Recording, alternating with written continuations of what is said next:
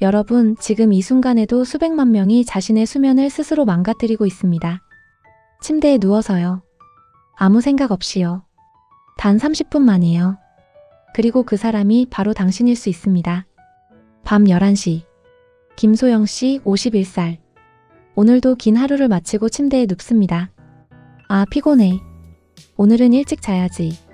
하지만 손은 이미 스마트폰을 움켜쥐고 있습니다. 5분만, 딱 5분만 볼까? 인스타그램. 스크롤. 유튜브 쇼츠. 또 스크롤. 벌써 11시 40분? 이런 경험 혹시 당신도 있지 않나요? 자정이 넘어갑니다. 폰을 내려놓지만 이상합니다. 잠이 안 옵니다.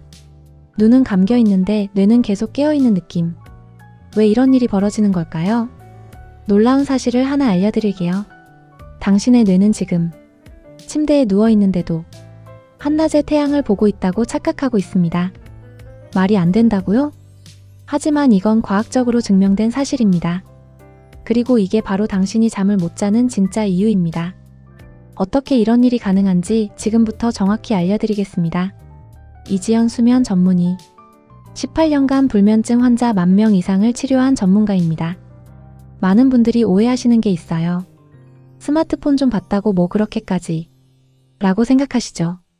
하지만 결과부터 말씀드리면 잠들기 전 단 30분의 스마트폰 사용이 멜라토닌 분비를 55%나 떨어뜨립니다.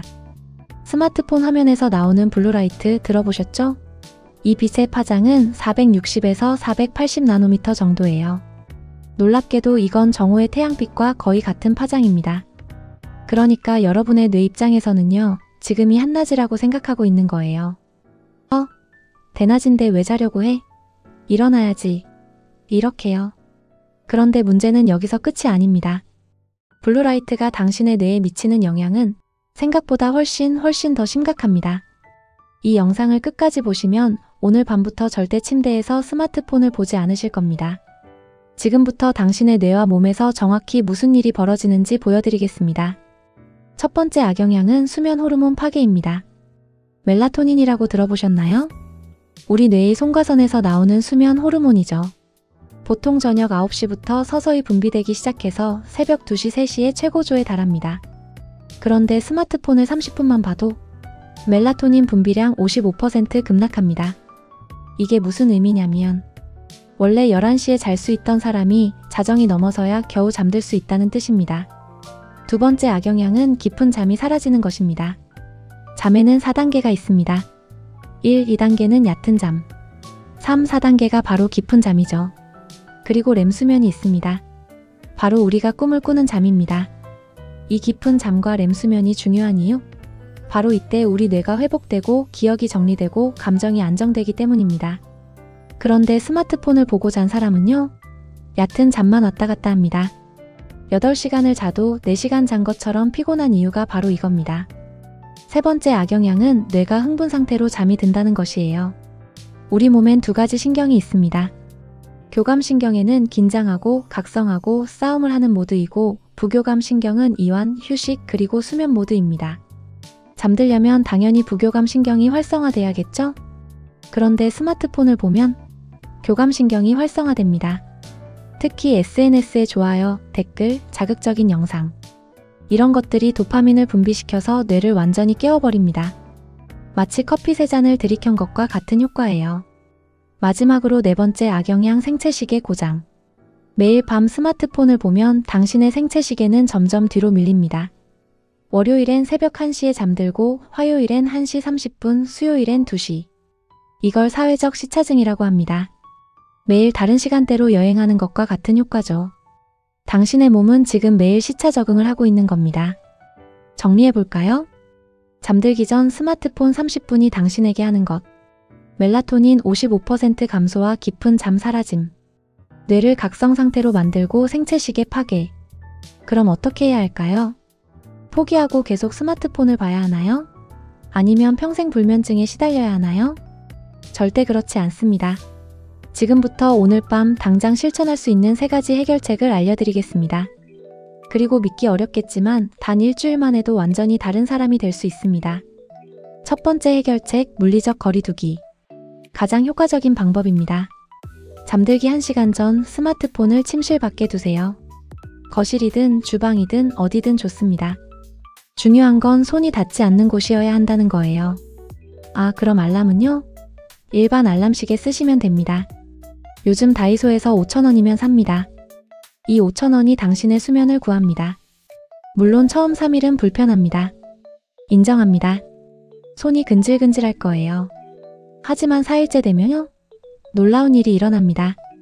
당신의 뇌가 침실은 자는 곳이구나라고 다시 학습하기 시작합니다. 두 번째 해결책은 대체활동 찾기입니다. 스마트폰을 내려놓았는데 뭘 해야 할지 모르겠다고요? 몇 가지 추천드릴게요. 먼저 종이책 읽기. 중요한 건 종이책이어야 한다는 겁니다. 전자책? 그것도 스마트폰과 똑같습니다. 블루라이트 나오거든요. 20분에서 30분 정도 가벼운 소설이나 에세이 읽어보세요.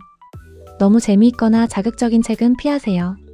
추리소설 읽다가 밤샐 수 있습니다. 두 번째 추천 옵션, 감사일기 3줄 쓰기입니다. 거창하게 쓸 필요 없습니다.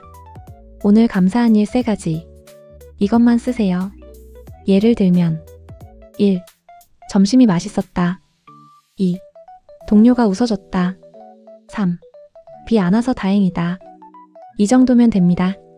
긍정적인 생각이 부교감 신경을 활성화시켜서 자연스럽게 잠이 옵니다. 세 번째 선택지는 바로 4-7-8-5호법입니다.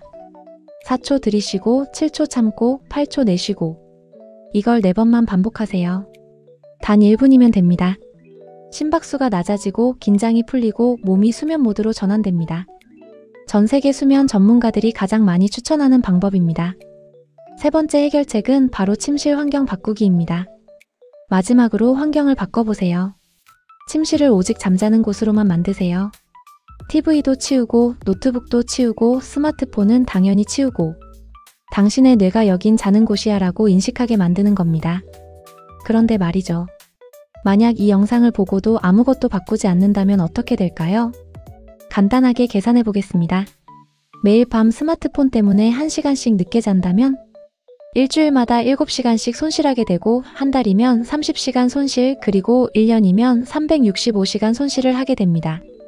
365시간. 이게 며칠인지 아세요? 약 15일입니다. 당신은 1년의 보름치 수면을 잃고 있는 겁니다. 그리고 그에 대한 대가는 뭘까요? 만성피로, 집중력 저하, 감정 기복, 면역력 약화, 조기 노화. 이게 5년, 10년 쌓이면 상상이 가시나요? 하지만 반대로 생각해보세요. 오늘 밤부터 딱 일주일만 바꾸면 일주일 후 잠드는 시간 30분 단축을 하게 되고 그 결과로 아침에 개운하게 기상하게 됩니다. 2주일 후 아침 피로감 50% 감소하게 되고 낮 시간 동안 집중력 향상이 됩니다. 1개월 후에는 수면의 질 40% 향상이 되고 완전히 다른 삶을 살게 되실 거예요. 김소영 씨 기억하시죠? 그분도 지금은 바뀌었습니다. 매일 밤 10시 30분 스마트폰을 거실에 두고 책을 20분 읽고 11시 정각에 잠듭니다. 그리고 매일 아침 7시 알람 없이도 일어납니다. 처음엔 정말 힘들었어요.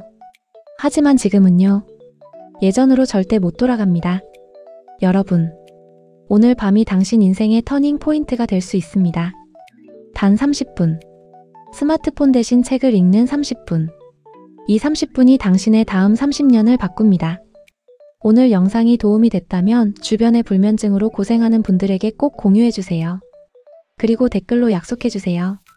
오늘 밤부터 스마트폰 침실 밖에 둡니다.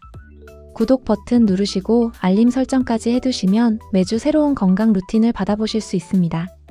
기대해주세요. 오늘 밤 좋은 꿈 꾸세요.